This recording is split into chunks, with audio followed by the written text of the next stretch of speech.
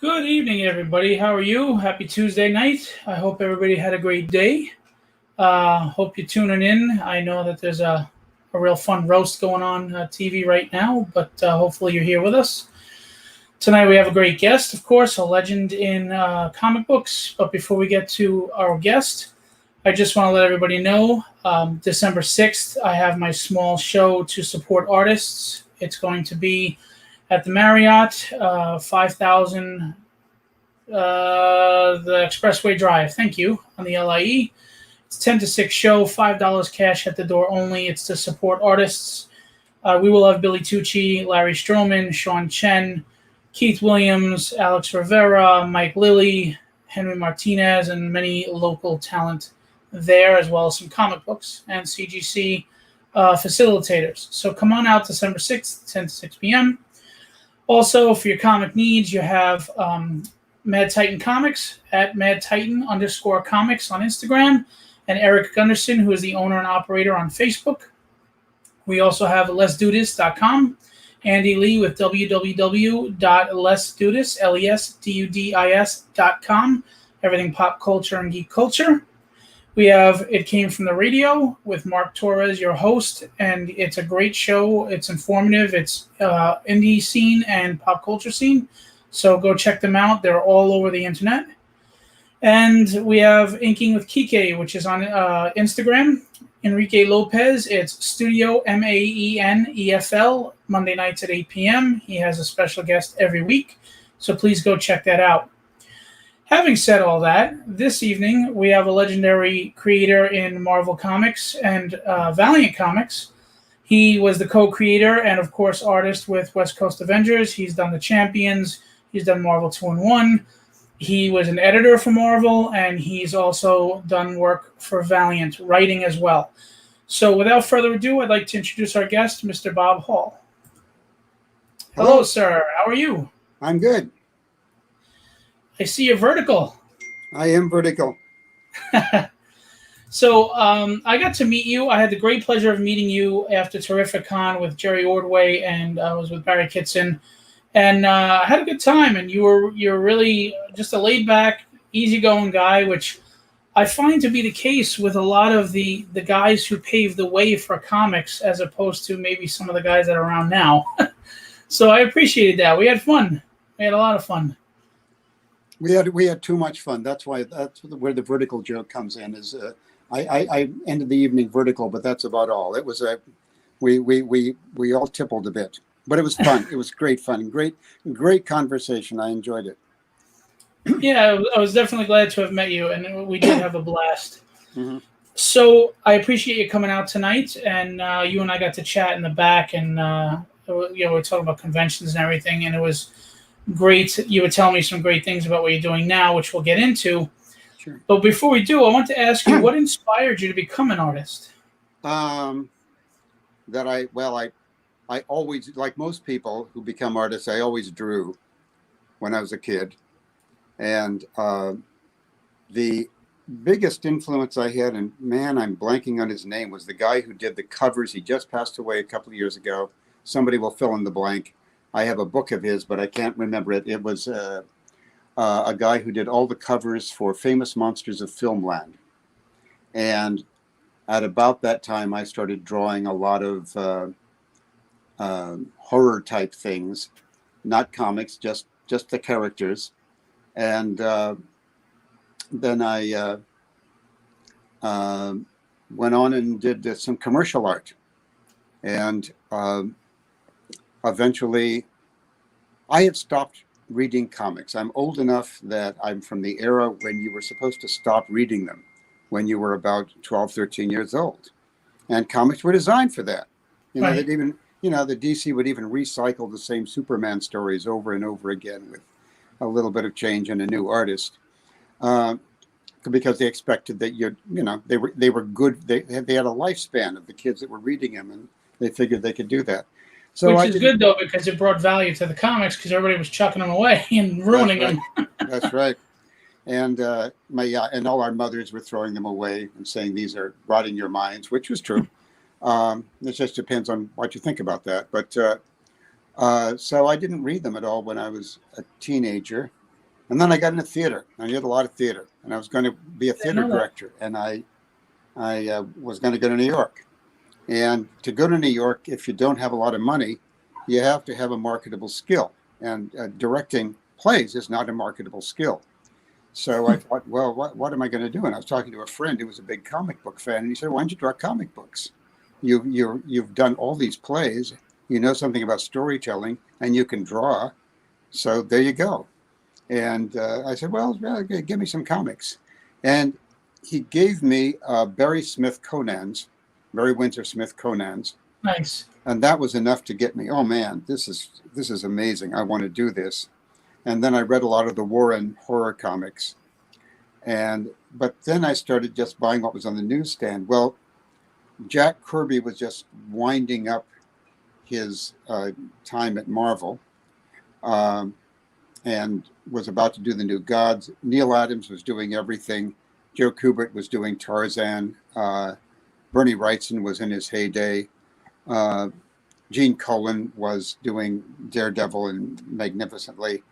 And there were just so many wonderful people with this wonderful medium that I had no idea had progressed beyond. When I left, it was about the time that DC was relaunching The Flash. And so I said, I want to do this. I think I could do this.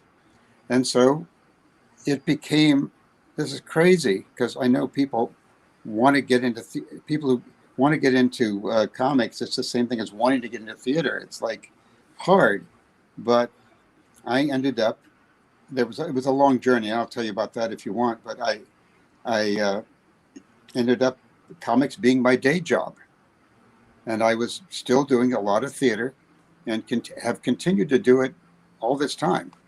That's fantastic. I didn't even know that. And comics have become more than my day job, but they've split the difference between the two. And I was actually getting work in New York as a director too. So, but of course I was making no money for either the directing. I got paid. My first job was director. I got paid. It was something like, I think I got $60 a week or something for that. And with comics, my I don't really remember my first page rate, but it was somewhere around like $30 a page. Wow. So you were like, it was hopeless, you weren't making any money at all. But so it's like it is now. But you love doing it. But yeah. So how did you break into the industry though? How did you get your chance? Well, I just started making portfolios. I must have created about 5 different portfolios, all of which I found were awful, because I could draw, but I could do portraiture. But sequentials were a different story. Yeah, and I had a little bit of ability to do backgrounds and costuming because of stuff I'd studied in theater. I did scene design and had to take a costume design course and that kind of stuff. But I had to just start, learning to do it pretty much on my own. I went to some of the first New York Comic Cons. They'd been going for a while, but it was early on still. This was like 1972, maybe. I went to the first one that I went to. And they were still doing costume contests that were just for kids at that point, That's changed. A lot of adults doing that now. Cosplay's huge with adults. Well, of course, yeah. And I think I saw the first glimmer of that. There was the next Comic Con I went to that they were called it was the New York Comic Con, but it wasn't the same guys. And it was in a hotel. And there were all of these kids wearing costumes, and then a stripper named Destiny who had come as Vampirella. And it raised a lot of eyebrows, but of course, all of us guys loved the fact that she was there. And the next year, she brought all her friends, and Oh that was the boy. year. That was the year I think they decided they'd better have one for kids and one for adults. And we know which one you were attending. And then somewhere shortly after that, it got, there were all kinds of things, and that's when somebody like Wendy Pini was getting into being Red Sonja and all that stuff. So anyway, I went to Comic Cons and was showing the stuff to everybody, and met people like Roger Stern and Bob Layton, and they were very helpful. They were just trying to get started too. I think my first published thing was in a Layton produced fan magazine. Jerry Conway was very generous and talked to me for a long time. And I managed to get work from Charlton. And Charlton was the company that all of us people who could kind of draw could get jobs at Charlton. There were a few people. Dick Giordano had just left as editor. And of course, when he was drawing, he was superb. And there were other people that were good. And then there were some new people like Byrne was at Charlton at that time doing work that was probably as he sort of was born being able to draw or something and do comics. And he was, superb. But I did horror comics for them that I had to letter and ink and draw. And that was a good experience. And then about that time, John Buscema decided to teach a course in how to draw comics. And it was at a hotel in New York. He just rented a conference room and put an ad in the back of Marvel Comics. And you had to bring him a portfolio, which I did. And I was living in New York at the time and got in the class. That is awesome. And it was wonderful because it was John, but then he also brought in Stan Lee and Gil Kane and Marie Severin. But how was that though, to be among all those people when you're new? I mean, were you fanboying? Were you like, oh my, were you like starstruck or? I was a fan adult. I think I was the oldest guy in the class because I had already gone through getting a master's degree in theater. I had spent some time in other things. I wasn't ancient, but I was in my mid-20s and everybody else was in their early 20s, I think. And there were some good, talented people in the class, but I was the most experienced person. And because of that, at the end of the class, John got me a job at Marvel. And I think it was because he wanted somebody in that class to get a job at Marvel. But meeting those guys was astonishing.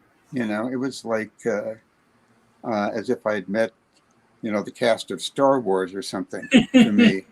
And Stan was Stan. It was wonderful that I had seen him once, one other time in person. He did a show at Carnegie Hall. And it was just when I was trying to break in, and he did a Marvel show at Carnegie Hall where he had a bunch of comic artists and a rock band, and it was really bad, but I was absolutely delighted to be there and got to see Stanley. And in the class, he was the same guy.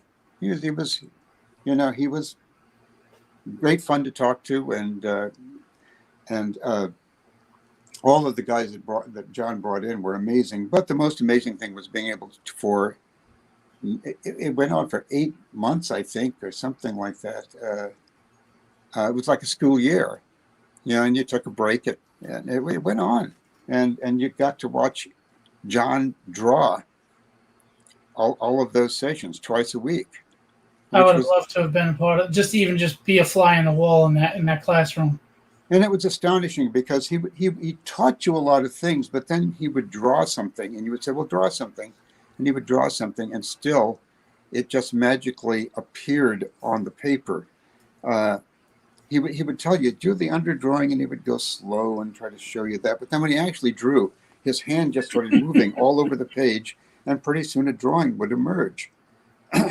Faster than you could describe it, he could draw it.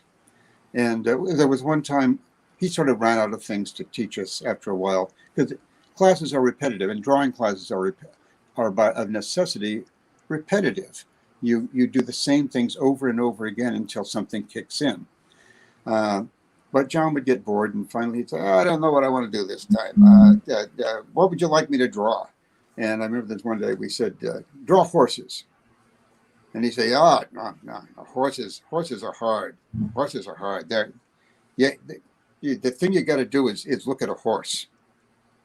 Or if you can't get a horse, buy some of those model horses and stuff like that and draw those. That's because they're hard to get just right." He said, "I can tell you how to fake a horse." And we said, "Okay, show us how to fake a horse." How do you fake a horse? He then drew horses jumping, horses rolling around, horses, standing on two legs. He had this amazing ability to fake anything. He would have called it faking, that he was drawing out of his head. I don't mean out of his head. I mean from thinking about it, not from memory. And it was memory that was in his hand and his arm, and it would just he would start to do it. Plus, he seemed incapable of drawing. We just kind of wanted him sometimes, just draw a horse, just standing there so we could see how, but he couldn't do that. Everything had to be action for John. He was always very dynamic. Dynamic, and people rolling around and people doing everything, and people, stretched out. He would often say, if you, in comics, if you don't have somebody punch like a boxer, look at tennis players, look at them following through, but think of them hitting somebody. And, he would tell you stuff. It was good stuff. And so anyway, man, that's how I got into it. He got me a job. Thank God. Nice. By the way, local inker here, Enrique Lopez says, "Woohoo, Bob Hole in the house." And Phil too. We're glad you're in the house. Yeah. Welcome. So you're co-creator, and obviously you drew on West Coast Avengers. Mm-hmm. Can you tell us about the collaboration, how you came up with the concept and the team roster? No, but I will tell you about this term co-creator. And the reason I'm putting it that way is in the 80s, we didn't call ourselves co-creators. Roger Stern got the idea for West Coast Avengers and sold it to somebody. I don't mean for money, but he pitched it. And Shooter and presumably maybe some other people said that's a great idea. And it was one of the first ideas of, which now is the common thing, of expanding popular things laterally. So that there's, right. Now you have two Avengers. Avengers are popular then, so you get 10 X-Men titles. And so Roger came up with the miniseries. I did the miniseries. Al Milgram eventually did the series because I was doing the Squadron Supreme at the time. And so Roger would have come up with the concept, and then he would have written the springboards. We were doing the Marvel method where you got a scenario. You didn't get a script, you got a scenario. And then at that point, they would have decided between the Roger and his editor, who would probably have been Shooter, who the characters are going to be in the series. And then they would have said, what artist are we going to hire? And they probably would have said, what about Buscema? And they would have said, he's busy. What about his brother? Well, he's busy too. We've got those guys doing 5 books a month or something. And Gene Colan would have been busy. Neil Adams would never have made the deadline. John Byrne was probably busy at the time. And so they finally asked me. And they said, do you want to be the artist on this new series, this mini-series? And they told me what it was about. And I said, I think I probably said sure before they even told me what it was about. I got the springboards, and I guess my creative part of it was like every other Marvel comic, that I took the scenarios and fleshed them out. But that was no different from any of the other work that we did. So to me, the co-creator label is something that's become applied in probably the last 20 years. and it's a different concept than we were working with. We Right. were doing work for hire. Now that doesn't mean that on any given book, an artist may not have had input into the plot. Right. But in the case of West Coast Avengers, I did not. Roger pretty much did it. And I loved working with Roger. He was a fantastic guy to work with. And I think my best input was to say, comics at that time were 22 pages, I believe. And I said, if you'll write me 20 or 21 pages and give me 2 pages to play with, you'll like it better than if you fill up each page. Because that was always something that bothered me. You'd get scripts at that time that everything was every inch was already filled. Oh, really?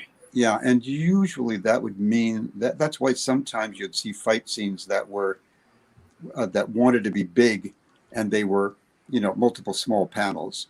Is that you had all of this, you just didn't have much room. But working with Roger was different, and I loved working with him. Back then, they also had more dialogue, more lettering, more word bubbles in comics than they do today, which takes up some of that panel that you're trying to work in. Yeah. So. It's funny, you said, one of your questions that you said you're going to ask was, what was it like to work with Chris Claremont? And I got to work with Chris in 2 ways. One, only once as an artist, and that was on... 2-in-1? Wasn't it Marvel 2-in-1? I think it was, I'm thinking of the Saturday Night Live one, which I think was just a team up because it was because it was a Spider-Man story, which usually were team ups, and could have been a 2-in-1. I don't remember the names of all those all the crossover comics, but and I got to work with him on that because it was team up because I was the editor. That's when it was team up. It was when I'd become an editor at Marvel. And once I heard the idea, I wasn't going to assign anybody else to draw that but me, because I knew we would end up going to 30 Rock and watching rehearsals of this thing. And by God, I was going to do that. And working with Chris was fun because he had great ideas. In some ways, I was kind of the wrong person for that, parts of that book, and for a couple of other things that I did. I did do a couple of other things with Chris, and I can't remember what they were. But Chris loved putting TV shows into his comics at that point. I don't know if he continued to do that, but he always wanted to reference TV shows. So that when Spider-Man met Saturday Night Live, for the younger people, not ready for primetime players, were the first group of Chevy Chase and Bill Murray and Rita. What's Gilda her name? Radner. That's Gilda Radner, yes. And John Belushi. And Belushi, of course. And so we did that one, and he also referenced guys from the Muppet Show. The 2 old guys from the Muppet Show. I'd never watched the Muppet Show. He referenced MASH. Now, I'm one of the few people I never watched MASH. I'm not a big TV fan, and I did watch theater. I did watch Saturday Night Live. Yeah, and I was rehearsing a lot at nights, but I've never really. I had my fill of TV. I think growing up in Lincoln when there was almost nothing else to do, but we've sometimes said that the state motto of Nebraska ought to be Nebraska, bring something to do. and all you Nebraskans have just turned this off. But growing up, it's not like that anymore, really. But growing up, it was, and you just watched TV all the time. And at some point, after I went to New York, I didn't have enough money for TV, and I got out of the habit. Not a bad habit to break if you think about it. I did have TV, though. Fortunately, by the time Saturday Night Live was on, I did have TV and I did watch that, so I knew enough to be able to do the comic. And the other one was working with Chris as an editor. And you always could tell Chris was going to be a wonderful, wonderful writer. And he was a wonderful writer at the time too. But you talked about balloons. I would have to send stuff back to Chris and say, Chris, if I put all of these balloons in, there will be no art in the panel whatsoever. Because he was really like writing a novel. It was a very novel or a play. Chris was a theater person too, to begin with. And he was an actor. Do you stay in touch with him, or? No, Chris and I were never close. We were not close, but I mean, I've seen him at conventions, and we had fun. We actually got seated next to each other at one of the last conventions I was at, and that was great fun. It was good. That happens with a lot of people. There are a lot of people in comics that you didn't hang out with, that you're forced into proximity with at conventions, and you get to hang out with them, and you find out what they're like and who they are, and stuff you never knew. Back then, there weren't a lot of conventions. You weren't congregating as often as you are now. I mean, back then they were much more sparse and far apart. So yeah, and of course Stan created somehow managed to create the myth that there was this bullpen where all of the artists would get together, which was not true at all. You almost never saw each other. You all lived someplace, and they would send messengers for the work. We all had to live in the New York area when I first started. Well, we didn't have the means of communication that we do now. So yeah, you had to have a messenger on a bike running over to you. Yep. And Will Playden wanted to say, what amazing insights. I love Bob and John Buscema. Great. Thank you. And Keith wanted to ask, was there another character you wanted to be in the West Coast Avengers but couldn't get in there? Did you ever pitch for anybody that you wanted to draw in that book? No, I it was my first chance to draw. No, it wasn't my first chance to draw Iron Man, but I kind of wished it was Rhodey at that time. I kind of wished it had been Tony. For various, just because I always loved the character, Tony's character, and Rhodey was, I thought, the least developed character in the group because it was a secret that he was Rhodey for a long time, and so he couldn't be much other than Iron Man. His just hiding in the armor, right? And it was a lot about the personalities of the characters. But aside from that, I thought it was first of all, it was a good size group to draw, and they were very individualistic. They were all fun to draw. I thought they had compatible personalities and their powers and abilities. Do you prefer to draw like a large roster like that as opposed to just a couple, like one or two characters headlining a book, or? No, I hated drawing group books. I think I had the most fun with West Coast Avengers, any group book that I did. I had the first thing they gave me at Marvel was a group book. It was the Champions. Now the Champions was the strangest people. I'm blanking. The guy that first pitched the idea of the Champions. Do you know? Okay, he's at all the conventions. He operates out of Ohio, Cleveland. I'm not retrieving his name. Somebody, what? Want me to look it up? Sure. But he told me that it was originally intended to be a road book, and it was sort of these out of work X-Men, because there was no X-Men then. The Angel and the Icemen were going to be like Route 66, which was an old show about guys who cruised around in a convertible a lot, and that was sort of his idea for it. And slowly it evolved as the editors got involved and said, well, no, it needs to be Tony. Is it Tony Isabella? Tony Isabella, yes, exactly. Thank you. I wouldn't want to not credit him. And it became they added Ghost Rider to the book because he was more popular than anybody else in the book. The X-Men weren't very popular at the time. Black Widow was, if you look at that now, right? Yeah.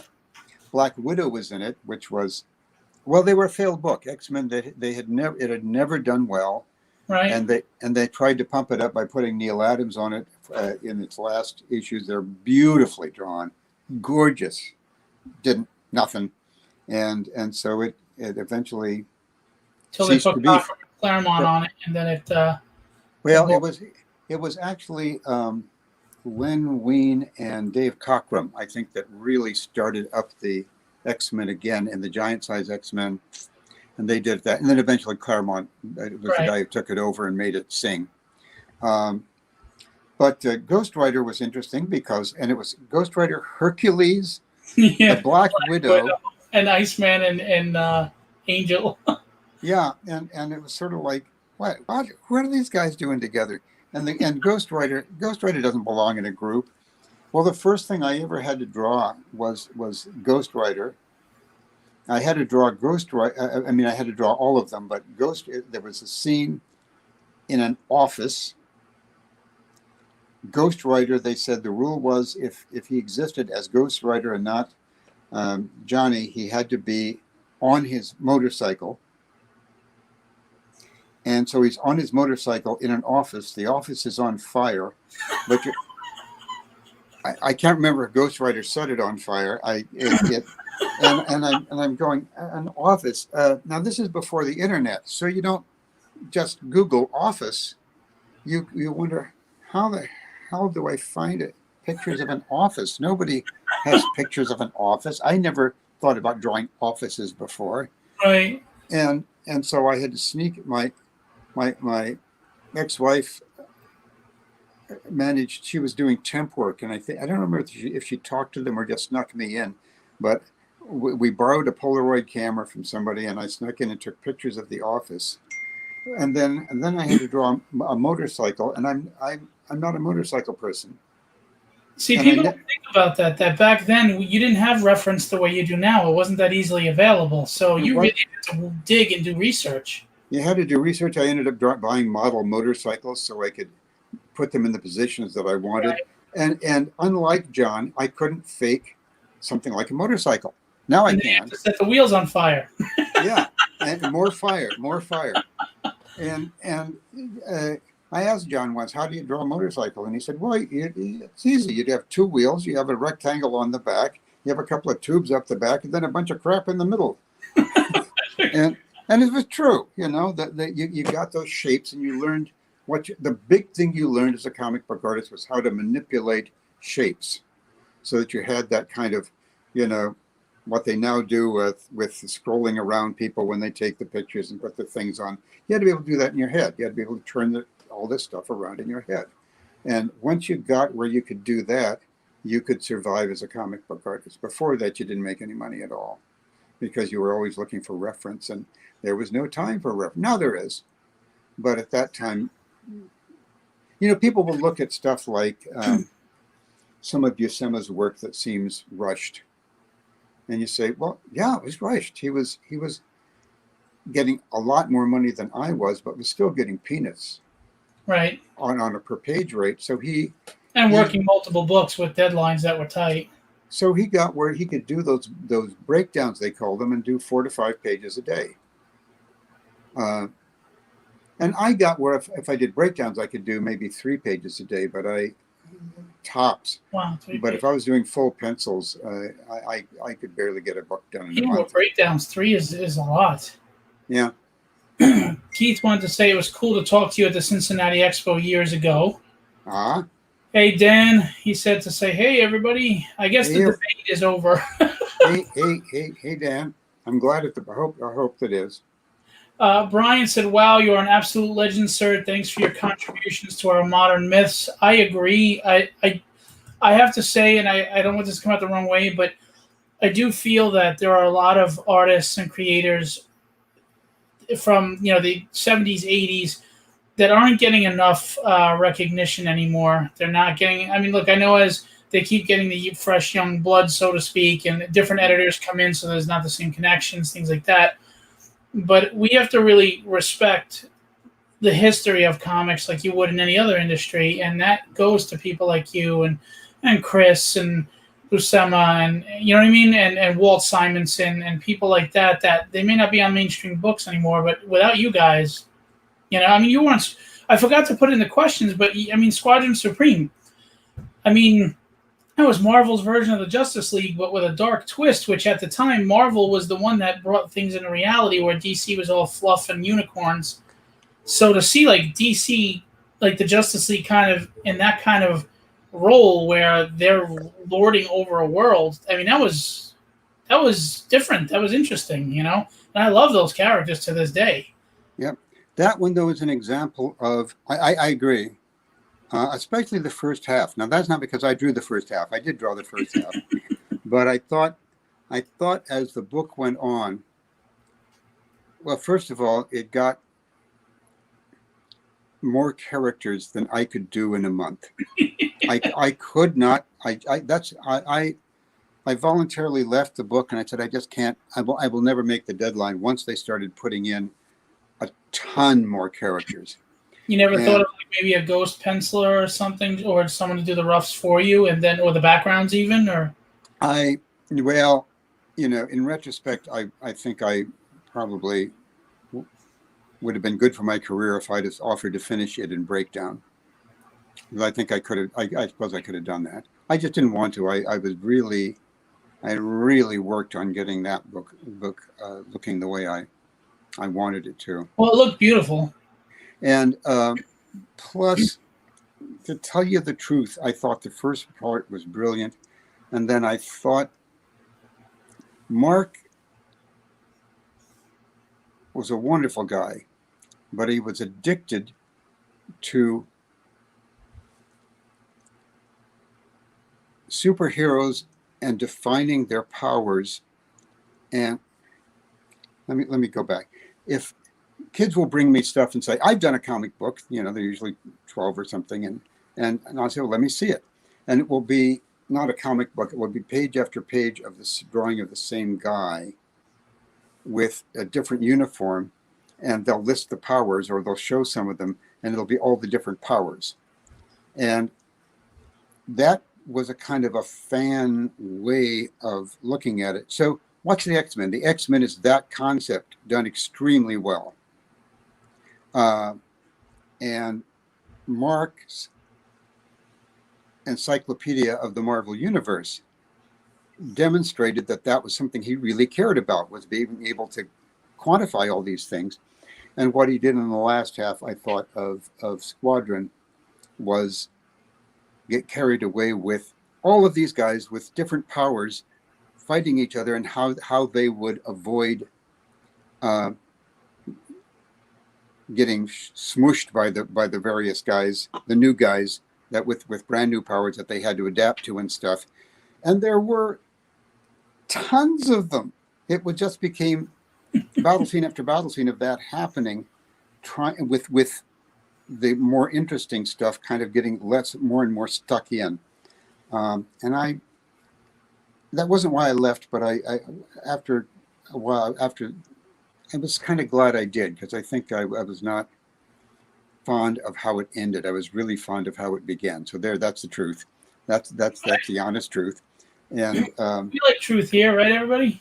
But and it's one of the things that I've always disliked about comics is the giant battle scene that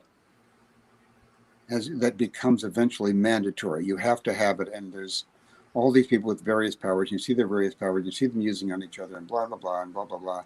And about that time, I was getting very bored with that, and I've continued to get very bored with it. Well, you think it's from your theater background, wanting to flesh out character more than just like these big battle scenes and the pomp and circumstance? Well, I think battle scenes can be fun to draw. It's just that, I think it becomes wearing after a while. That, you know, some of the best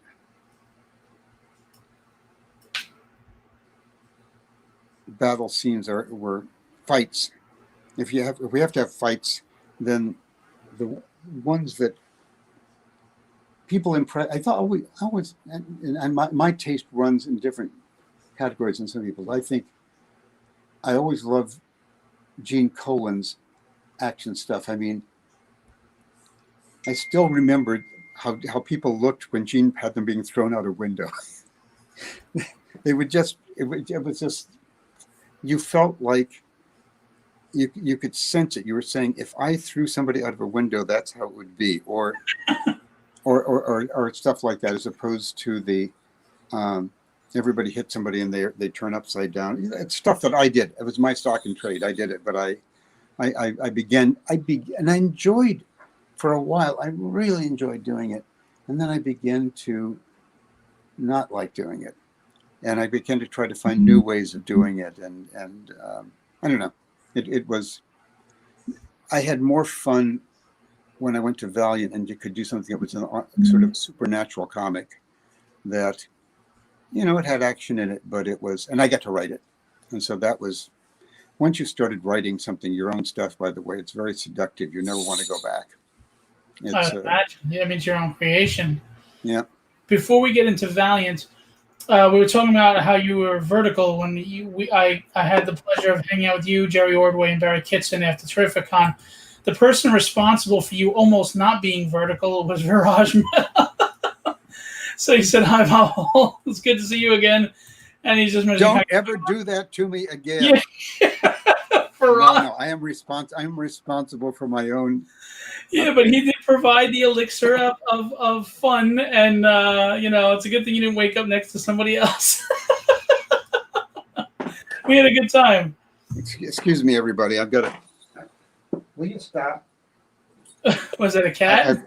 It's a cat. It is eating the back of my chair.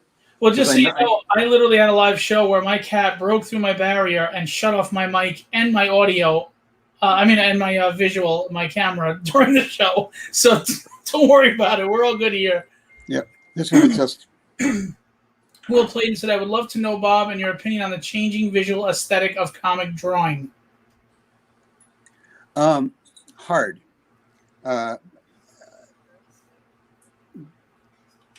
The couple of things we were talking about. People my age who aren't working anymore in the big two, and let me start there. That you get forgotten by the people that have some dough and could hire you, and it would be nice to be. Occasionally they'll have me do a cover or something, but it's not just comics. It's the art world. People, of course, unless you age a certain way, it happens in films and TV. But one of the things that happens in art is you go out of style, and style is always current. And I will try to keep up with stuff, and I've learned from new guys and said, "Oh, that's a good way to do that. I like that. I'll incorporate that into my work," because you're always stealing from each other. Well, we don't steal. We're saying paying tribute to. Paying. Yeah. No, I don't pay tribute to anybody. I steal. But the so much for covering you there, Bob. Yeah.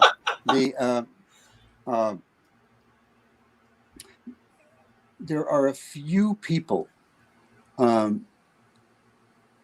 In the illustration field, Norman Rockwell is a good example of somebody who had a style that managed to stay current all his life. That's amazing. Most people, there's a guy named John Falter, who was a colleague of his, who tried, and you'll look at Falter's work, and for each decade, he's changed it, trying so desperately to keep up with changing styles so that he can keep working. And you look at his stuff now and you say, wow, that's great, but nobody collects his stuff anymore. He's not collected in books. There was something about Rockwell that didn't go out of style. But for most of us people will come to me and say, I love that classic stuff. I love that golden age stuff. And you want them to say, I love your current stuff, but it's what happens. And you kind of have to accept that and say, okay, well, how do people adapt? Will Eisner did by creating graphic novels and then doing them. And all of a sudden his work didn't look old hat anymore, unless you believe that everybody had to look like a descendant of Neil Adams, See, I don't like the old hat. I don't know. I love classic. I love 80s, 70s, and 80s Oh, art. I I love, think I think people love it. I'm talking about but no, hireability. I know what you mean. But I find it a shame though that we kind of have to refer to it that way. I mean, because when in the music world, you don't refer to Led Zeppelin as old hat.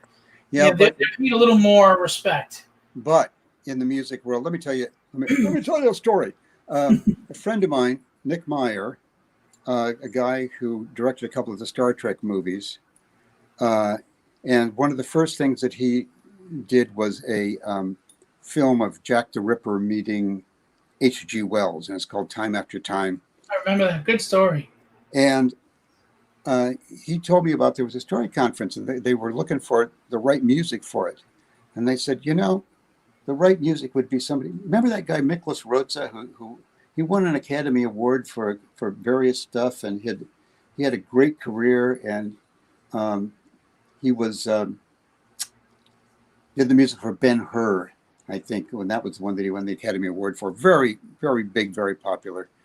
And they said, and they talked about various people that could get that kind of feel. And finally, Nick said, "Well, what about Miklos Roza? What's he doing?" And nobody had heard of Miklos Roza for like 15, 20 years. And they said, we don't know. I don't know. Nick said, "Well, let's see." And he went to the phone book. At that time, people had phone books. Looked him up and found Miklos Roza in L.A., called him and said, "Would you like to do our next movie?" He said, "Sure." And then Nick got to talk to him a little bit. So, what you been doing the last 20 years? Thinking he's going to say, "Oh, he's retired and went to the graduate." And he said, "Waiting for you to call." And I think that's something you have to realize about the entertainment industry as a whole, is that people get forgotten. If you're not current, you don't exist. There are people always going to be fans like Nick who remembers you, and that's Right. wonderful. But they're few and far between. And you just have to accept it and go on and do other things, or you'll go nuts, wondering why did your work suddenly get bad? Well, it didn't.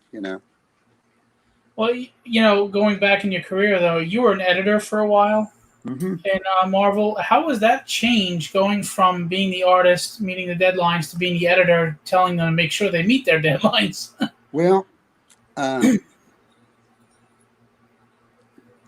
I had just written with another guy, a guy named David Richmond, who's passed away now, brilliant, brilliant guy, and we wrote a version of Dracula called The Passion of Dracula, and it was a hit, ran off Broadway for 2 years, and Jim came to see it, and Gene Colan came to see it too, and Marv Wolfman, and that's another story. They actually Nice.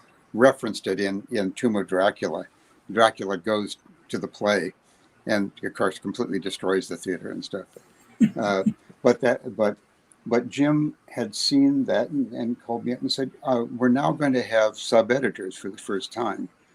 He had just become the editor in chief, and he said the only way to deal with this is to get rid of the writer editors that they had at the time, have sub editors, because there were so many more books than when there could just be one guy editing them all. Right. And he said, "And I'd like you to come be an editor." He said, "Because I've seen the play, you can write as well as draw. So that would be great." And I said, "No, I don't think I want to do that." And he said, "You sure?" And I said, yeah, I'm happy freelancing. Now, Jim, I think, thought that I was negotiating. And he's talking about Jim Shooter, everybody. Jim Shooter, yeah, Jim Shooter. And so he came back and offered me more money. And I still said no. And the third time, I said, "I could use the money." Okay, I accept. But I'll do it for 6 months because I was fearful about it. There was something about it I wasn't sure that I would like. Right. And I wasn't quite sure what it would mean to be an editor there, but it was a new position. And it was me, Sala Krupp, Rick Marshall was doing their black and white series. Were you still working under Jim Shooter at that point, or? Yeah, everybody worked under I Jim. heard he was tough. I heard he's a nice guy, but as an editor, he was tough. I'll talk about that in a minute.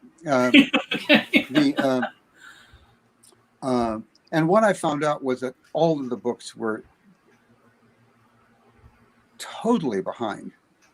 I don't mean they were a month behind. They were months behind. They're like Image Comics behind. Yeah. And it was the same idea. The writer-editor meant that people like Wolfman and Len Wein, wonderful people, had, and then other people, Dave Kraft, I think, was a writer-editor, and people who were talented could edit their own books. It's a terrible idea. Nobody can edit their own stuff. It's impossible. Right. You for one thing, you just miss stuff. You've been working on it. You don't have an insight anymore. Yeah, you need an objective set of eyes on it. Mm-hmm. And so I did that, and that was I had all of these books. I had some things that I really loved: Daredevil and Team Up and The Defenders, and I had Tarzan, which was unfortunately not going to be long for the world because the Burroughs people were not happy with it. And I had something called The Human Fly, and Godzilla, and Devil Dinosaur. All of these books were way, way behind, except Devil Dinosaur, which was being drawn by Jack Kirby, which was 6 months ahead. Oh, wow. Because it was Kirby. And that pissed me off, because the one person I had never met and really wanted to commune with was Kirby. So I was excited about having I get to edit a Kirby book, and Kirby didn't need any editing. That all, it was all there. But I spent most of my time trying to find ways to get the books on time. And in some cases that meant firing a couple of people, which that was kind of what I was afraid of. And I won't say who. I just had to call somebody and say, this storyline has been going on for months now. How does it end? And no idea.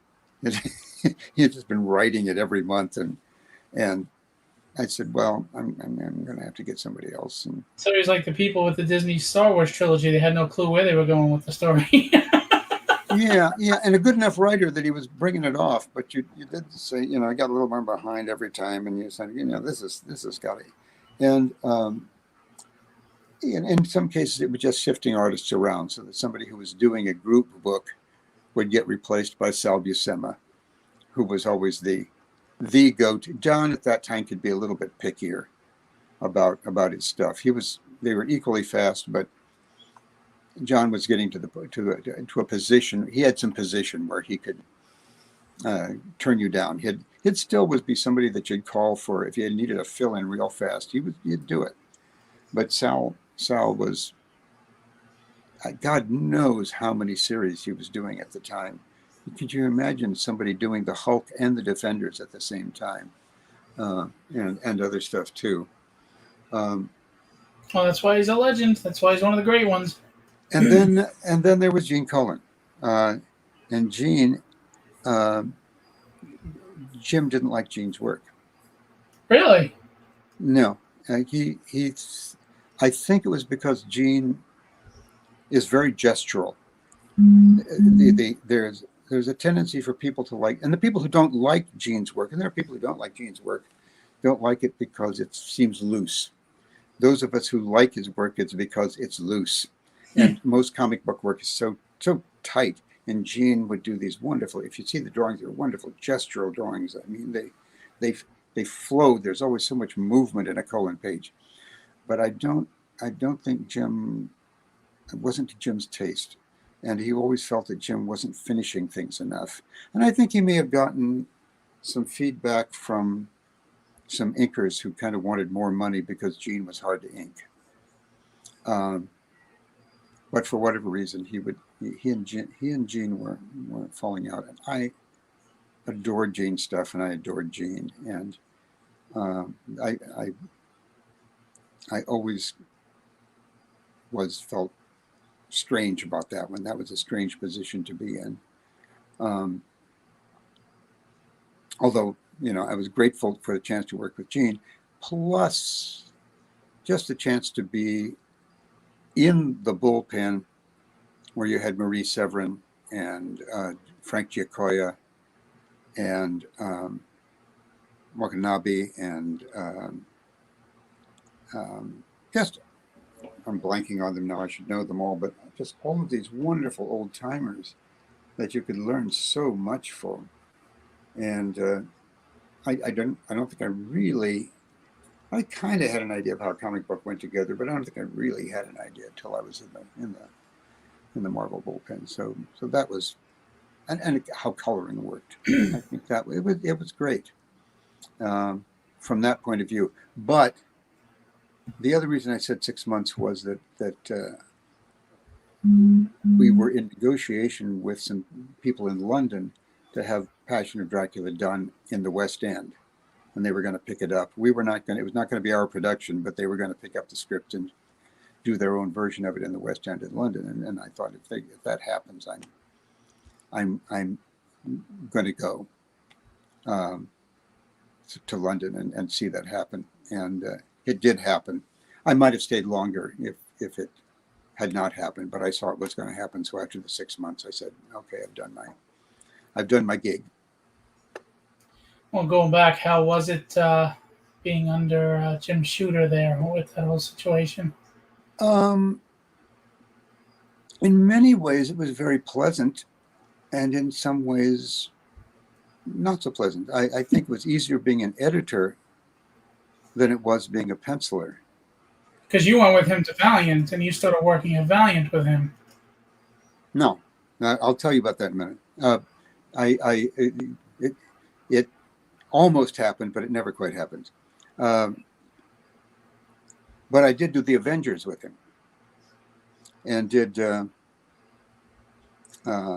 was a good run on the Avengers with Jim, and it is the one notorious thing I ever did. There's this famous scene where the Yellow Jacket slaps the Wasp, and they end up getting a divorce, and it's iconic moment, yeah.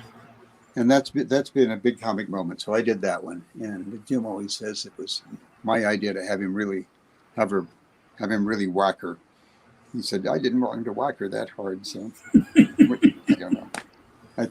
But did you ever get any flack for that? I mean, that was a touchy subject. Oh my God, tons of it. It's the only thing people remember sometimes is that. And I'm always asked about it, and I always have to say, I don't. As if you slapped a woman. I don't remember. I don't remember if it was in the script or not. That's like 40 years ago. I don't know, but I do know that she showed up the next day that was in the script at the Avengers table with a black eye.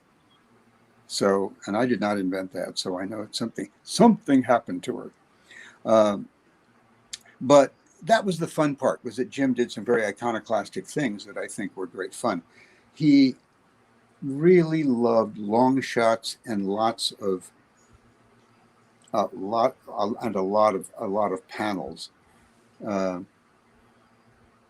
And that wasn't my style, and I never quite felt I adapted to, and it was and there was an absolute that it had to be an absolute grid at the time, and I was sort of a much more beginning artist. I think I don't know, maybe Jim really liked my work, but I suspect that when I did the Avengers, it was one of my earlier important series at Marvel and before the West Coast Avengers. I never thought I drew it that well, and but I think Jim thought, well, Bob's starting out; he'll be malleable. I can teach him my method, and I always felt a little hamstrung, as did some other people when they were working with him as a writer. That being said, there were people who came in who were immediately more brilliant than I was, who were allowed a lot of leeway, like Bill Sienkiewicz or Frank Miller. Um, I do think I had, I think I gave Miller his first Daredevil job at Marvel. I think it was a 2-in-1 or when I was an editor. And Joe Duffy, do you know Joe? I don't know him personally. Oh, Joe, it's a woman. Joe, it's a Oh, then I J-O. don't know them at all. And Joe Duffy, she's been in the comic industry for a long time, and she was my assistant editor. And she was a friend of Frank's, and she persuaded me, much against my better judgment, to give Frank a try at um, Really? I didn't at know that. Daredevil. And I'm sure Frank doesn't remember it. And it was not. It was really her, and it wasn't me. It was her. Joe's a brilliant, bright woman who probably should have had my job. And that was the other thing that always felt strange about being the editor is I thought I came in, Joe had been, and Joe was hired to be my assistant editor, and she was born to be an editor. And at that time, I think it would have been difficult for a woman to get that job. I was going to say it was a different time back then. Yeah, I'm not sure, but I think Weezy was the first Yeah. female editor to break Yeah. that at Marvel. Yeah. Yeah, she was. Although I think there were female writers before then, but anyway, it was a while before. Keith wanted to know who your favorite Avenger is to draw, and did you ever want to draw any of the X books? I never wanted to really draw any of the X books. I did do one New Mutants as a fill-in. For all the same reasons that I described with Squadron Supreme, the X-Men were never my favorite book. I guess they just weren't my favorite book. It was I can't say exactly why. I think I felt comfortable with. I was getting tired of superheroes at a point where there were all these new superheroes, and I was getting. Superheroes have, to me, they have one big problem. They're trademarks, and because of that, you can stretch them so far. But the character development becomes more descriptive. I mean, on the least valuable level, they change their outfit. Yeah. But they'll fall in love with a different person, or they'll get but a real development of character is few and far between. And that's what's going on right now that I think is throwing a lot of people away from comics is the character development doesn't seem like a natural progression that a person would go through. It seems like these forced narratives that are thrown in there or character plots just to change things up. Mm-hmm. And I think one of the things that was always good from early Marvel was that Stan, I think, actually liked writing the soap opera part more than he liked writing the superhero part. Because maybe it was more like the novel that he always said that he wanted to write. Well, it made him relatable. I mean, Peter Parker was relatable not for being Spider-Man, but for not being able to pay his rent. Yep. And by the time I was working for Marvel, I thought, I think there have been some good things that happened. Spider-Man rebooted by blank Spawn. Todd McFarlane? By McFarlane. When McFarlane rebooted him, I thought, thank God, he just has to be rebooted. He'd become a DC character. He was probably the most vapid character at Marvel for a while at the time when I did Peter Parker too. And I had very little. I knew the book needed to go somewhere else, but it was like that was the impossible part of being an editor. There is you really had no chance to do that. It was all about getting them on time, and it didn't. Once that happened, things began to evolve at Marvel. But by that time, I had stopped being an editor. For most, character Avengers. Um, I don't know why, but I've always just been thrilled to draw Captain America. And even the low point of my Marvel career was being assigned to do the movie book for the 1980s Captain America movie, which is I really, remember that movie. really a bad movie. And The Red Skull was Italian. mhm. And looked like he was wearing somebody had dabbed tomato paste on it. He looked like Yeah. he had gotten drunk and fallen into the marinara sauce. Fear must have hung out with him. Hey, Phil.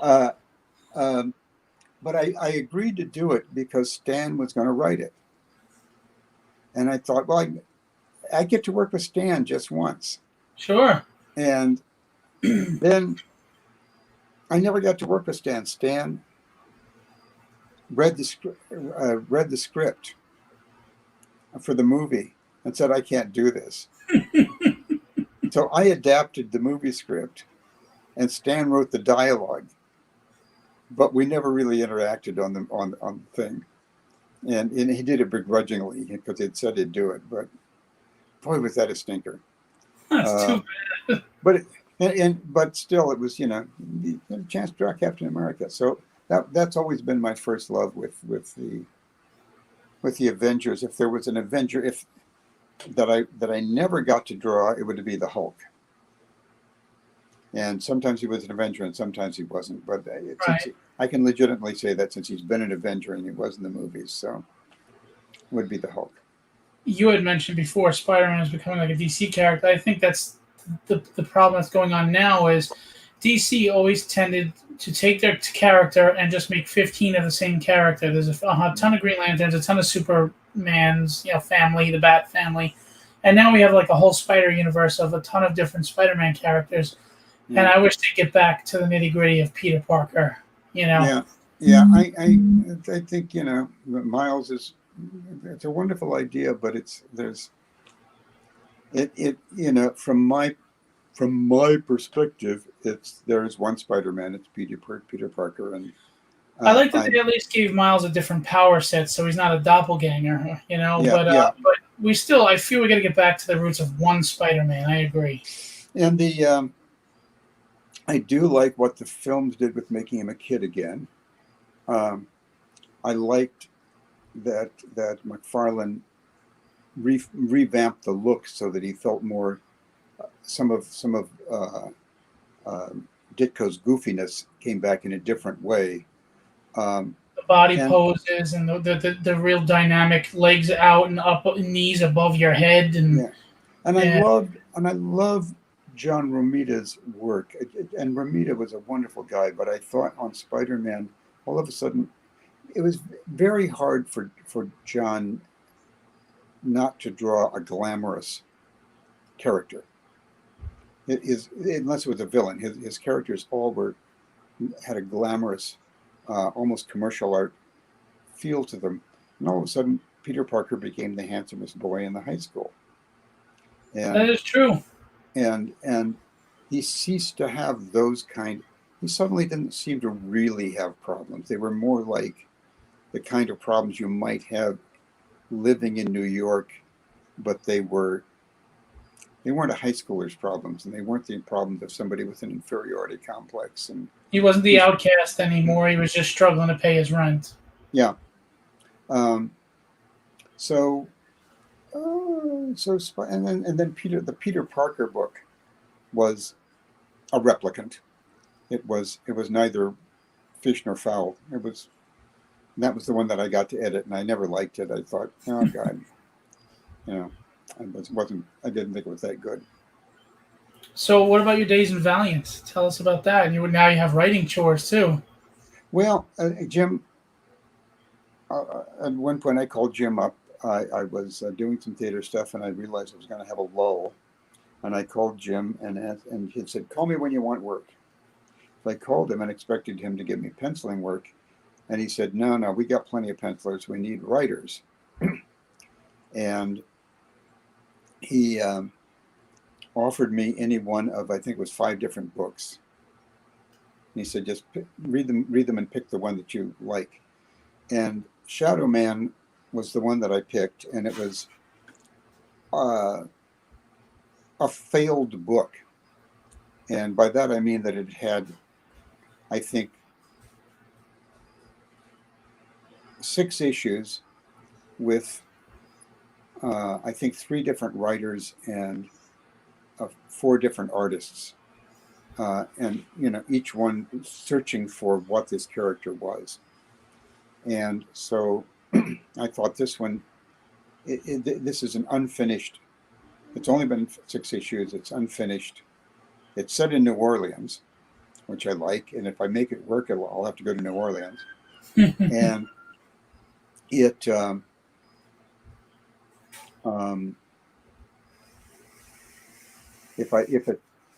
was my first attempt at writing a comic book. And I thought, well, if I fail, I'm in good company. And if I succeed, I'll look pretty good. And it was off in a corner of the Valiant universe. So he was not going to be, we occasionally had crossovers, but it was not going to be every month. It was a one character book that with a guy who was on his own, and I thought I can handle. And it was supernatural. Enrique says he loved that Shadow Man. He was living in New Orleans at the time. Oh, good. They made it. It was declared the official comic book of New Orleans for really? a while. I think through persuasion by John Parks, who was the PR person for Valiant. And so I did that, and I was very nervous about showing my first story arc to Jim, and contacted, called the office, and they said, well, Jim isn't here anymore. And that was I was right at the point where Jim was forced out of Valiant. Oh, wow. And so I never really worked with him. Bob Layton was the editor, and the story arc was accepted, and I just went from there. So. And how did you like writing chores as opposed to penciling?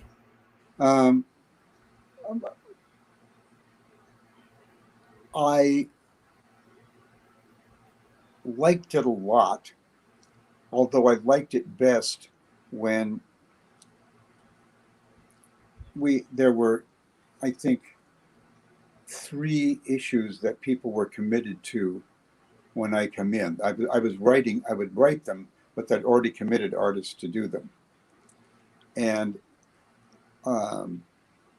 so after that, I said, look, let me have a go at penciling it as well. And I said, if at worst I'll be one more artist that you'll have to replace because I can't make the deadline. But I could make the deadlines on that one. I was a better artist by that time. I was more able, and I was very committed to the book. I did almost none of the theater stuff. The idea of writing and drawing it just seemed like that's great. I love doing it. Fine. And had a great time doing it. And it was probably, in my opinion, the best stuff that I ever did in comics in the superhero genre. And then the next thing I did was something called Armed and Dangerous for them. That was a black and white crime comic that I know they wanted a Frank Miller-ish kind of thing, but mine was, I think, totally different. And even I enjoyed writing it probably even more than Shadow Man. Maybe not. I don't know. That's hard to say. They're both, those things kind of become your children after a while if you do long enough runs on them. But Shadow Man was interesting because I left it. I left the book at a point where Acclaim Gaming had bought Valiant. So Valiant became Acclaim, which is why it's, really Valiant Acclaim from the 90s. And the people at Acclaim had no idea how to run a comic book company. And they also did not see that the business was beginning at about the time they bought it was the first inklings that something was happening. There were cracks were emerging in the collector's market, and what they wanted. And the president of the company came into Valiant on a day that I happened to be there and said, "What we're after is our icons. We want you to create icons that we can make into games." And some Valiant people seem to remember that I was the one that opened my mouth and said, "Well, but if we don't tell good stories, you're not going to have any comic company to make icons out of, because that's what we were good for. We were telling some pretty good stories." And they eventually ran the thing into the ground. There were other things as well. It was that the business was failing. Everybody had been doing foil covers and trying to find things that they had gotten so expensive, the comics, that people who just wanted to read them had stopped buying them. It was just collectors. Right. But at one day, Bob called me in the office and said, "You've been drawing Shadow Man wrong."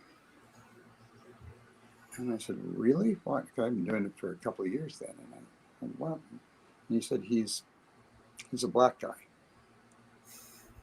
And I said, "Well, there are a lot of black guys in the strip." I said, "I know, nothing against drawing, but Boniface is a Creole.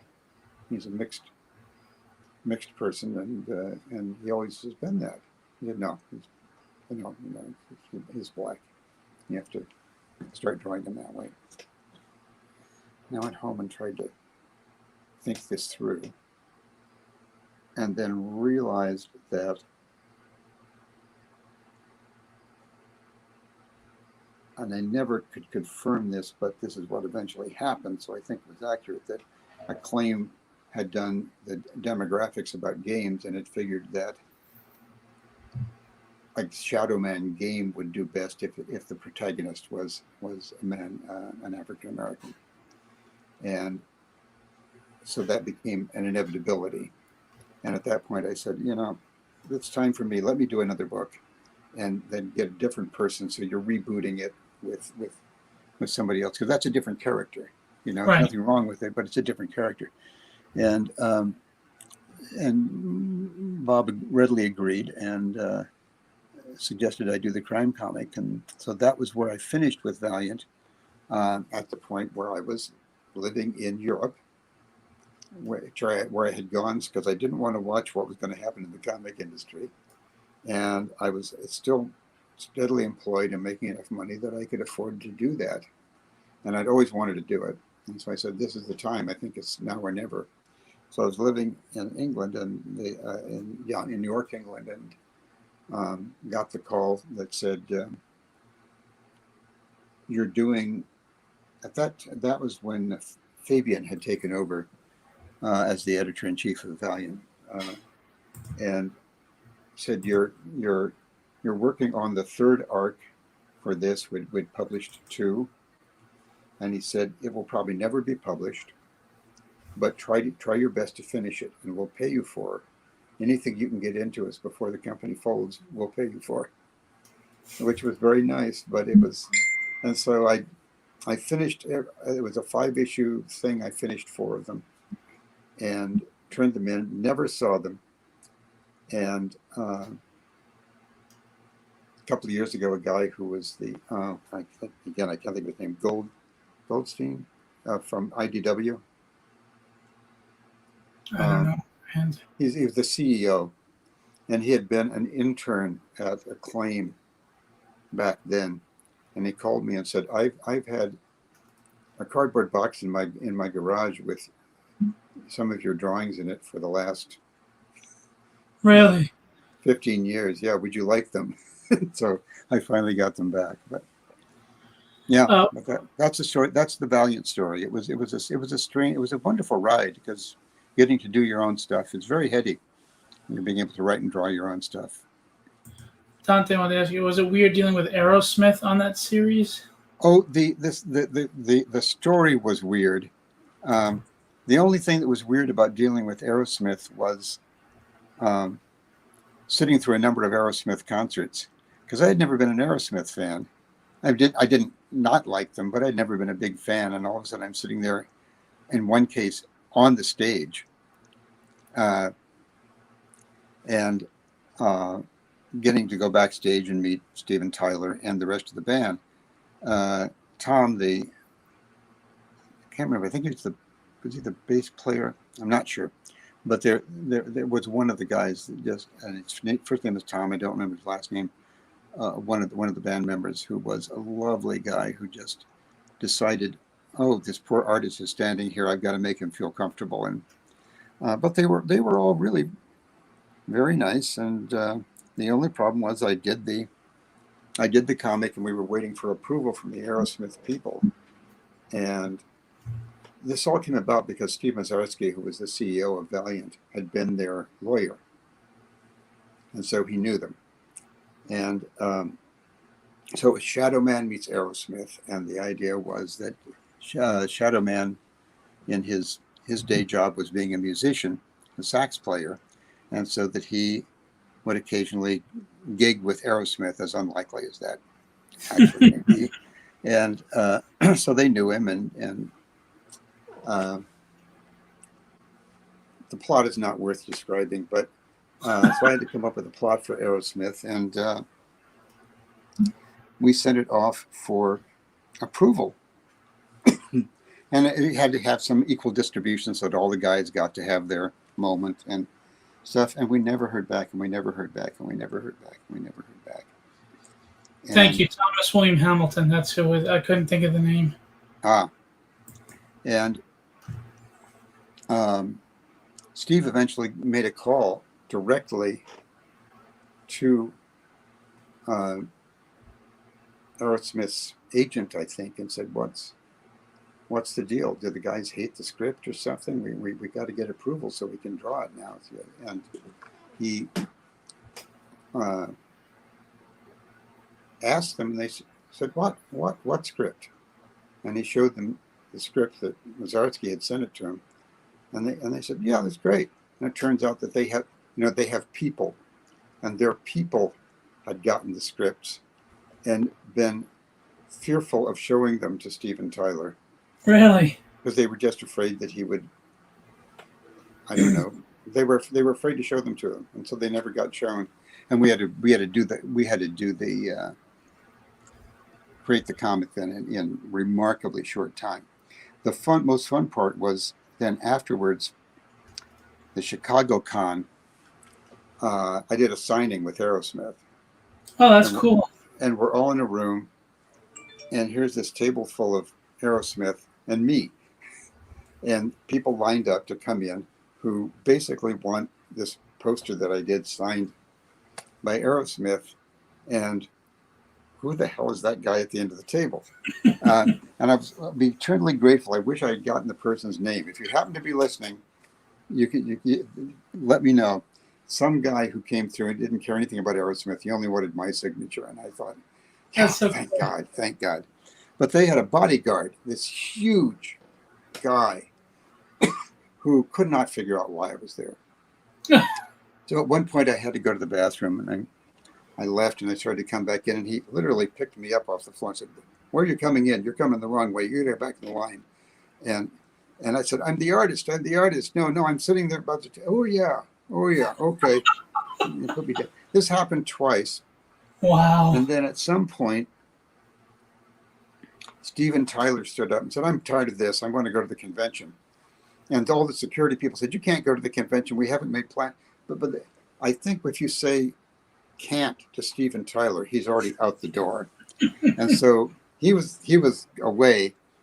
He was with his daughter, Liv, who was a little girl at the time.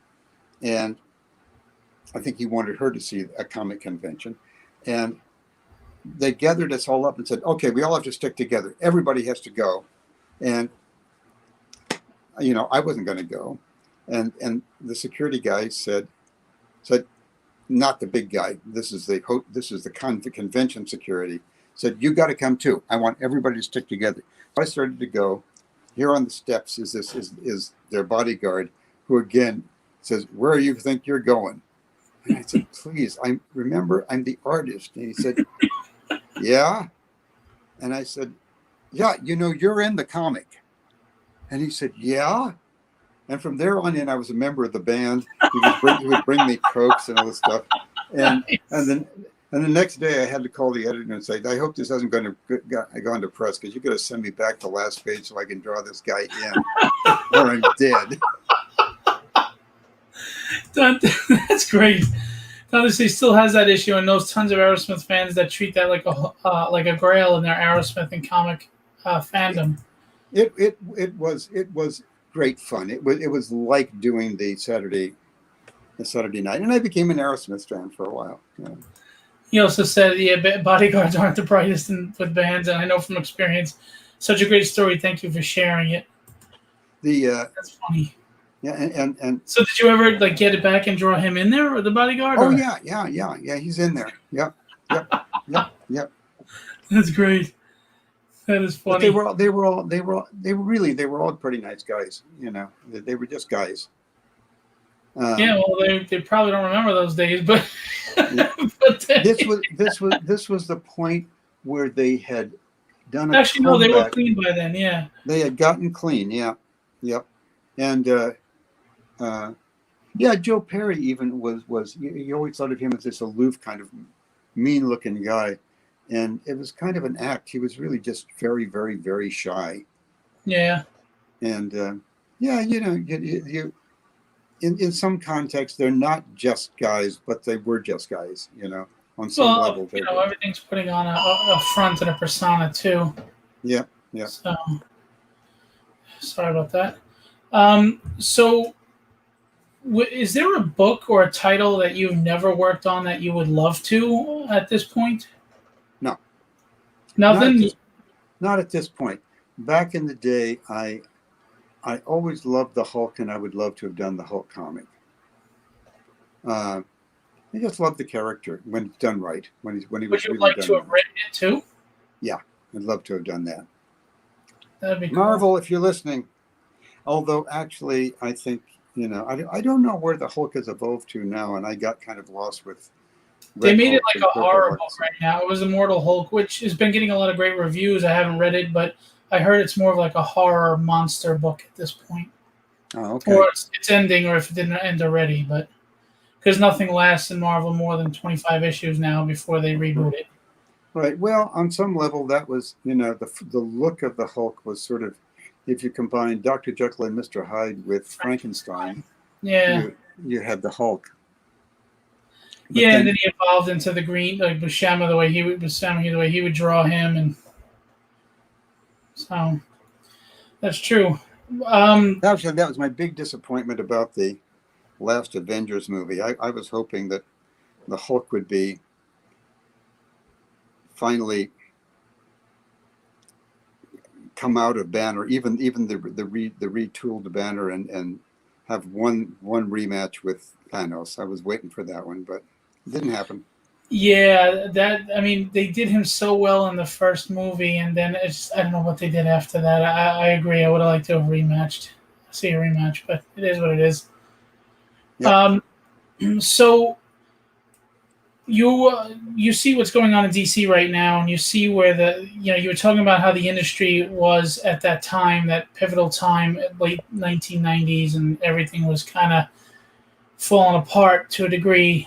And here we are, DC's laying off a lot of people, and people are starting to worry and sweat.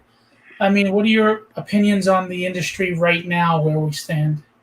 Well, I have no idea. I think any prediction made in the midst of the Corona crisis about anything is without merit.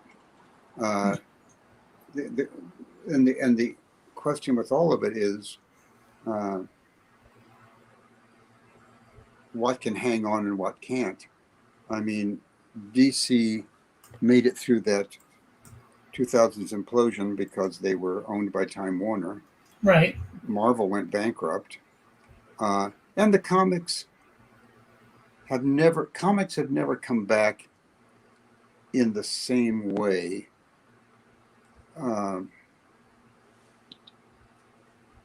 So there's been a steady erosion. And I don't know. I would not have an answer for it. There's so many factors about the industry that is problematic. Do you think the movies have been a positive or negative or indifferent impact on comics? I don't think they've done much. For one thing, if you went to the movies and if you were a kid, you'd have had the same experience going into a comic book store that if you had gone in anytime 10 years before, that you would not have found something on the stands that was terribly complimentary to the films. Right. You would have had storylines that you would find incomprehensible because they'd gotten too complex, and people were not writing them anymore to catch you up. If you were in the middle of something, it was the cost would be prohibitive. But worst of all, I don't think people kind of look at what, to my opinion, really happened with that collector's market and implosion, and I don't think we've ever recovered from it, which is that we lost the kids market. That just went away. And people were not unhappy about that, because what it was a market of the market that was left was for you and me, fans who loved the idea that their heroes were now doing more adult stories. Right. But I'm not sure that the publishing industry has been able to survive on the basis of being a niche fan market.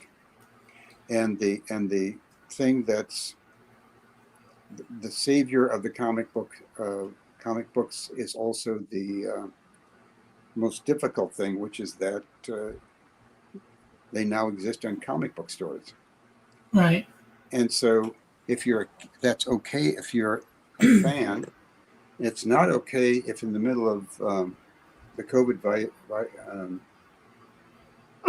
virus, your comic book closes if you happen to be in, let's say, Grand Island, Nebraska. I don't know. Right. But I think that's problematic. You can order them online, but there's something palpable about being able to pick it up, look on the inside. Sure. That seems important about comics. And we used to say, look, if the collector market bursts, we're still going to have the kid audience. And we didn't realize that we had, in the process of that, because we're making so much money, that we'd lost that audience. That audience had not been there for a long time. Right. And part of the reason was just that, it goes, the price, especially after the price went up. And if you're a kid, $5 book is not. Well, it's not that appealing. Plus, not only is it not appealing, but you have to ask your dad to drive you to that store, and it becomes an effort. And I don't know what you do. You go back to when they were in grocery stores everywhere, and they were babysitters, and my parents would park me in front of the comic book stand, and I would end up with, I loved it because I would usually end up with one or two comic books because they only cost a dime. And of course, now if you parked your kid in front of a comic book stand and went away, you would be arrested for child neglect. Different time.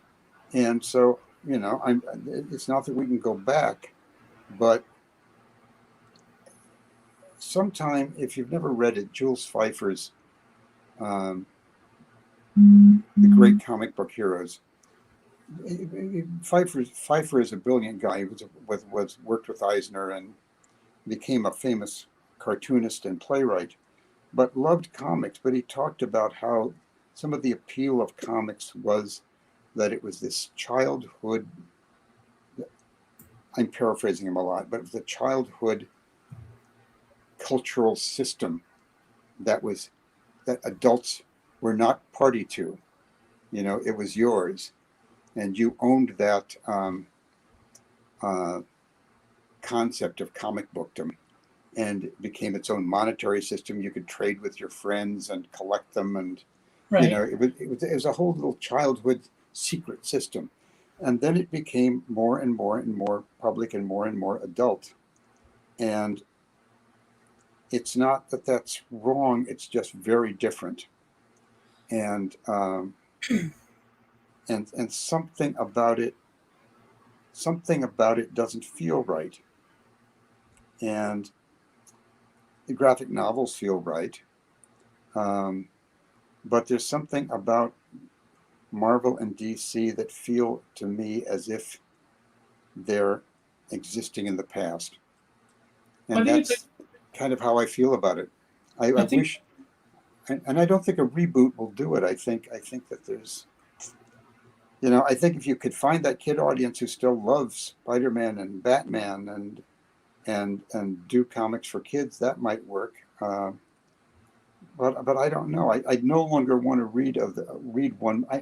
I was telling you before we got on this that I just don't read them anymore, right. and it's mainly because I just one more iteration of the variation on.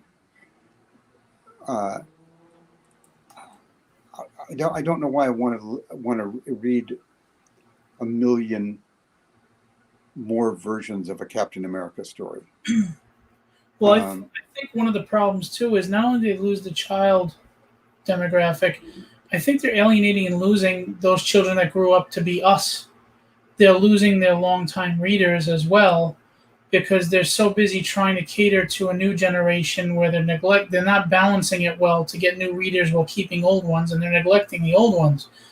I think that's one of the problems. And Dante mentions too, and I think he makes a good point that the industry it's selling millions of issues per book during the '90s, but now it's happy just selling 300,000 copies to an aging fan base. But um, it's all a speculator business now.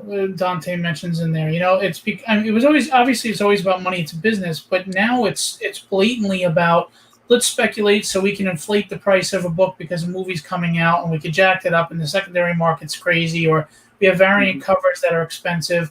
And like you said, that all alienates the child market. A kid can't pick up the variant cover that he likes because it's $40. yeah, and I think the truth is that they sell 300,000 copies, and they try to make that sound good, but I don't think they are satisfied with it. They desperately want to sell more than that, and they can't figure out how to do it. You're It right, may they be can't. it may be that the market, maybe $300,000, $300,000, 300,000 copies is the market these days. I don't know. Um, See, I have a crazy idea. Bring back classic Marvel. You can, however you want to market it, where you're getting back the writers that are around from the '70s, '80s, um, and let them start telling stories again. I'm telling you, I bet you that would bring in a lot more readership again. There's people, even younger generations, that their parents are showing them those classic books that I think would love that again. And if you did it under a banner of, like, how Dante mentions they did the $1 reprints again, if you could do it under, I don't know what their overhead is, but if you could do it at a more affordable cost, yeah, I think they'd see a big spike in sales. I think the other thing would be if you could take something like that, and get a different distribution. And Yes. I don't want to see the comic book stores go out of business, but maybe you could have the comic book stores be the people that do this. But if you could put a kiosk in a mall, for instance, or just some places where kids are, and see if you couldn't reestablish. It was what was really wonderful about Marvel at the time is that it appealed to young people and adults. It had both of those things going, and the, I mean, it's such a cliche to say the child in all of us, but it did. I remember that was one of the things when I went back to reading them that just enthralled me it was like when I was a kid, only a lot better. Right. And then there were certain thrills, like when I was a kid, Jack Kirby was working, and I also could go down to the local Salvation Army store and buy comics from the 40s for 2 cents a piece, and come home with a shopping bag full of them. And Right. you'd get, of course, my mom threw them away, but never mind. And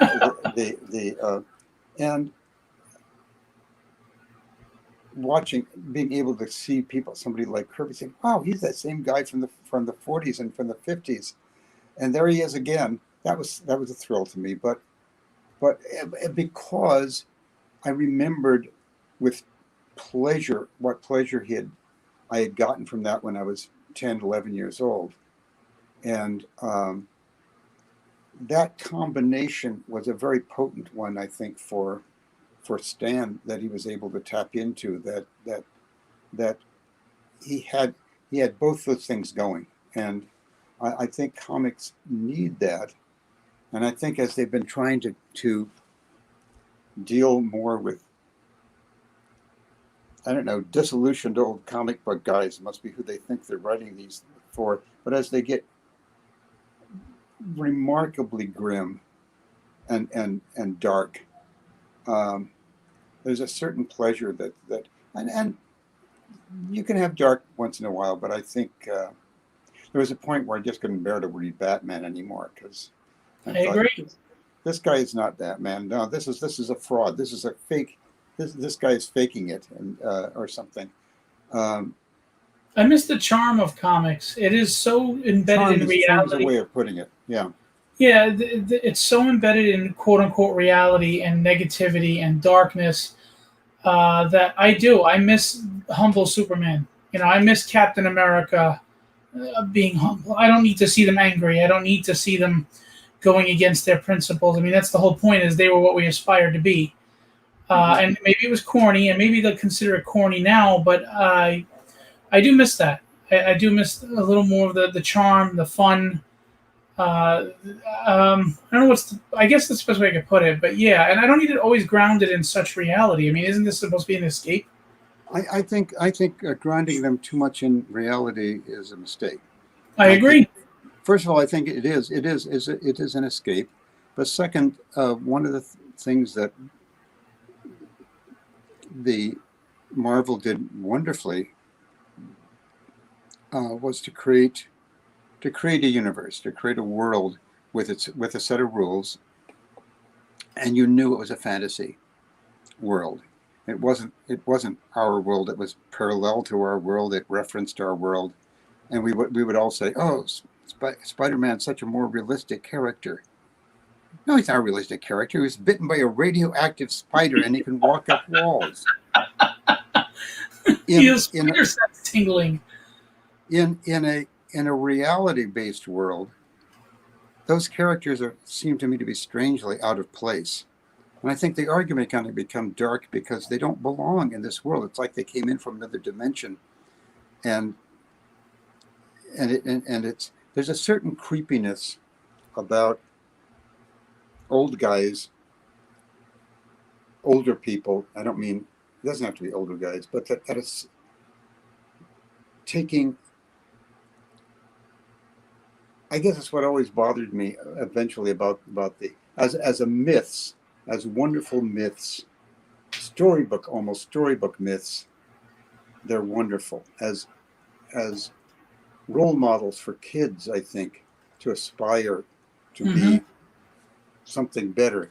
But as it gets to be the sense that the world is too complex and too crappy and too full of violence, and the only possible person who could sort those out is somebody with superpowers, and that person doesn't exist. We're all we got, and as examples for us to aspire to in this fantasy world, it makes sense to me. as they enter in, and I think that's entered into a lot of our entertainment, that things that are actually very nuanced seem to, in Hollywood, often to require, we have to have a villain and we have to have a hero.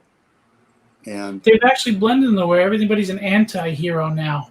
yeah, they've blurred that line a lot. Mhm. And I think that's another sign of the times. I think, I think one of the things that's happened even I know we're not supposed to talk about politics, but I'm not going to say something about, I think this is true of both, of any candidate anywhere, as for high office, for truly high office, presidential office, is the expectation is a superhero. And we have a misconceived idea of what these people can do and the limits that are on them. And when they fail, we're horrified, and each side tends to treat the others as if we're the superheroes, those are the supervillains. Right. And it's something that's a kind of sick underpinning to our society that I don't like. And I liked it, but I loved it in the form that it, in that form of, we all need mythology. We all need a fantasy world from time to time. And but when comics isn't a moral compass anymore, I mean, I don't know. I think, because me growing up, comics were a moral compass. Mm-hmm. They really definitively kind of told you, hey, this is the right thing to do. There's altruism here. There's integrity. There's dignity. There's, there's sacrifice. And they've, like I said, they've blurred everything now where they're not a moral compass anymore. They're like, no, this is reality. Reality sucks. Deal with it. But now you can deal with it when you were bitten by a radioactive spider. It just, I don't know. Call me old school, call me nostalgic, call me cornball. I'm fine with all of those. And I wear that proudly. By the way, I do have a super power. With every cheeseburger I eat, I expand. Ah. So yes, I know that one. Yeah. So on a lighter note, though, can you tell us the craziest or most interesting commission you've ever been requested? There's a guy who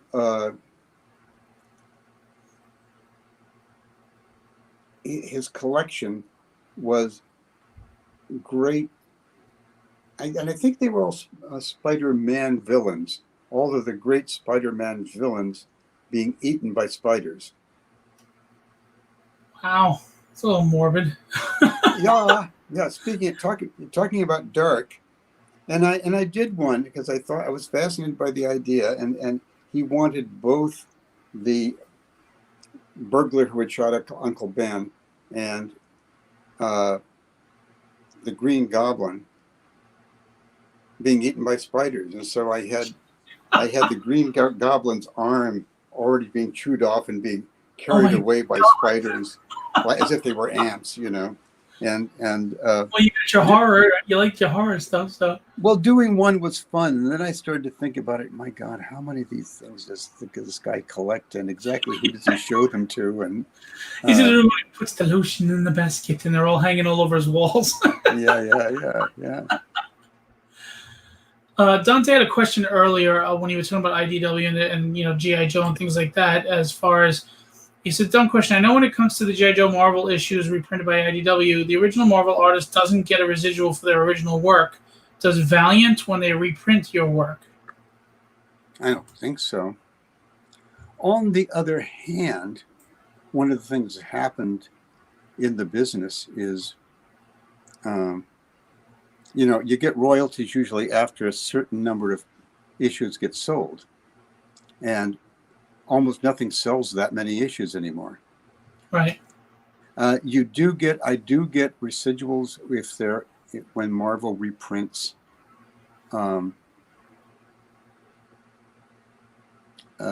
compendiums, and usually I have gotten a check for 75 cents, and I've gotten checks for a couple of $100 sometimes. We're in the money.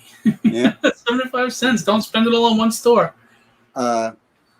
Yeah, unfortunately, the last time I did that, it was when I got one. They were doing direct deposit because I would have taken that check and framed it. But uh, uh, Valiant, I don't think so. But I don't know exactly what they've reprinted of mine. They haven't reprinted that much of my stuff anyway that I know of. If they have, they haven't told me. Would you? What advice would you give aspiring artists? Go to theater instead. No, I would say that a major difference anymore is that when I got into the business, it was an earn while you learn business. And it was expected that you would come in and you would do, usually they would put you on low selling books, something that was probably going to go under anyway, like the Champions. And you had a chance to develop your skills. And almost everybody who came in was, 2 years later, they were drawing a lot better than when they started. That is not true anymore. I think you have to be a very, very accomplished artist to begin with. So I think you need to, at one time, comparatively few cartoonists went to art school. Some did, of course, but now you're not a cartoonist, you're an illustrator. And you need to learn to illustrate very well, and you need to be able to do it virtually. All of those things. So I would say, get some really, really solid training, because we had the advantage, and I was on the tail end of it, that nobody wanted to really be a comic book artist because the pay scale was so low. And so you had that chance to break into the business. And for some people, they were hoping it was a stepping stone. Usually this was before my day. When I started, almost everybody that was breaking in wanted a career in comics. That had not been true before. People wanted to go on to be a New Yorker cartoonist, or a Playboy cartoonist, or an illustrator of some kind. It was the people that just found they had a knack for it, or a certain love for it. Now, it's just a different business, and it's more cutthroat and more of a sense that you have to be accomplished, Right. And hit the ground running when you first start. So I think that's important. I think it's important to be able to diversify, because you can find yourself writing very high and doing extremely well with a comic in an arc, and yet nonetheless not be called again for work for a year or Right. two. It's just a different world, and so you need to be able to do album covers, gaming, work the art field that's related to comics for all its work.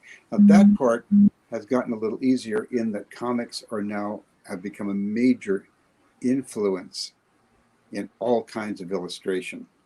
Right. So that you pick up a copy of the New Yorker magazine, and half the illustrations in it are really they could be drawing for Marvel, or they could have been derived from Marvel.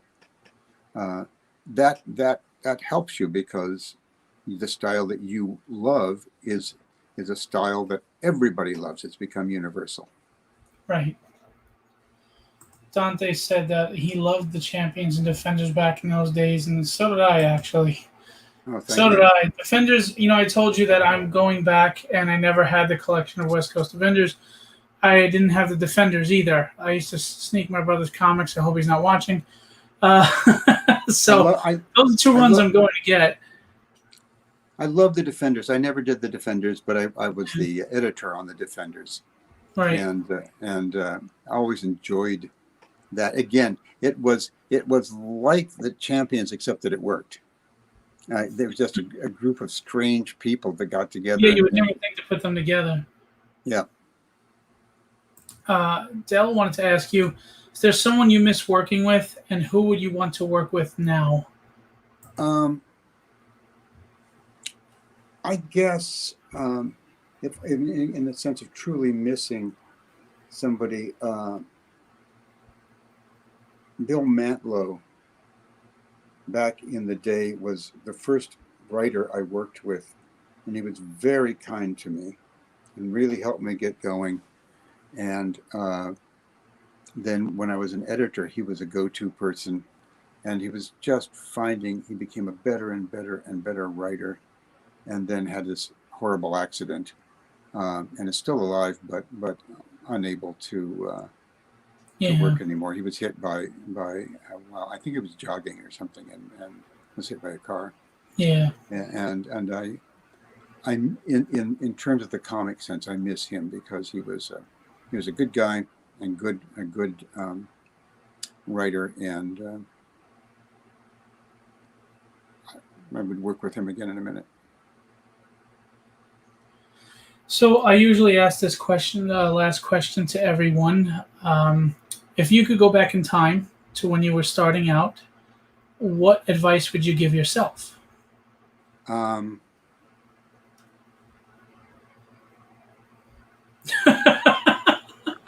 Draw better. I would have I would have gotten into writing a lot earlier. Yeah. I had no idea how much I'd like it till I did it, and I spent 15 years at Marvel not doing that, and realized that I could have in a second. I would have had no problem getting them to let me write. Nice. And I think I just somehow lacked the confidence. The writers were mystery people to me. They came up with these ideas. I want to make a plug if I can. Sure. I am currently doing. I have the last couple of years I've done some educational comic work, and if you go to World of Viruses. .unl.edu, but if you just do World of Viruses, all one word, it'll pop. It should pop up. And what I'm doing right now is I completed the first arc of it, which was 10 pages of once a week doing one comic page for kids about the coronavirus, and it's on a National Science Foundation grant. And I worked with a couple of science people on it, and check it out. It's funny. I get to draw funny animals for the first time, and it feels like you're doing something worthwhile. And it's also like keeping me very well paid during the virus, and at a time when I can't do comic conventions and etc. So I'm very happy about that part, but it's also just nice to be doing something you think might be of value of some kind. And that's the website right there. Thank you, Dante. Thank you. Appreciate it, Dante. So go there to check it out, and you'll see Bob's awesome artwork. I also want to tell you, Nathaniel Hamill had said, "I love the Bob Hall." I love you too, Nate. I'm going to put this back up there for a minute. So yes, please go check that out. World of Viruses. Bob is doing pages now. Artwork, I'm going to tell you, has not missed a beat.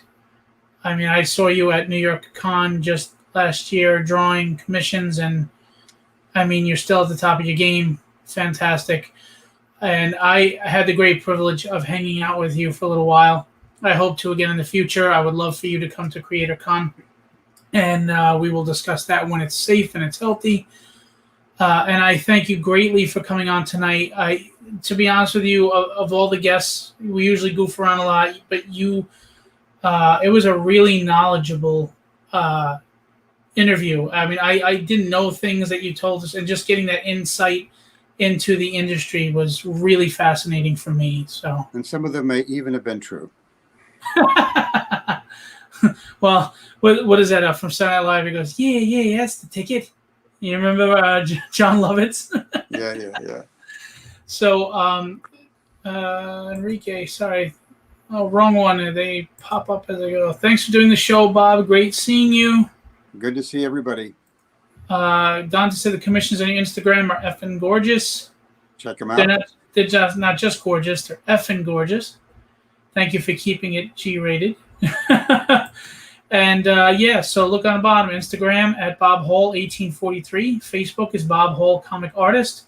And then you've got www.bobhall.com. And one last time, just to remind everybody, we have World of Viruses, his current project. It's as you can tell, it's basically what's going on with the pandemic. It's great though. It's science, and you said it's actually backed by grants, right? Yep. National Science Foundation, and there you'll find another one on there that I did a couple of years ago called The Carnival of Contagion. That's about the measles virus. Cool. So, yeah. Excellent. So I just want to say thank you again for coming out. It was a great pleasure talking with you. I really hope to do this again. Yeah, let's do it again sometime. I enjoyed it thoroughly. It's fun. Thank you. I told you 2 hours goes fast. You don't even realize it. It does. Yeah. Well, that's good to know because you weren't yawning or giving me any signals like, get me out of here. And it's good that you're still vertical. So having said that, thank you for coming out. I mean, if you don't mind hanging the backstage just for a minute, Okay. I'll do my see-yous to everybody. And everybody, any last questions? Anything you want to say to Bob before we go? Again, Something nice.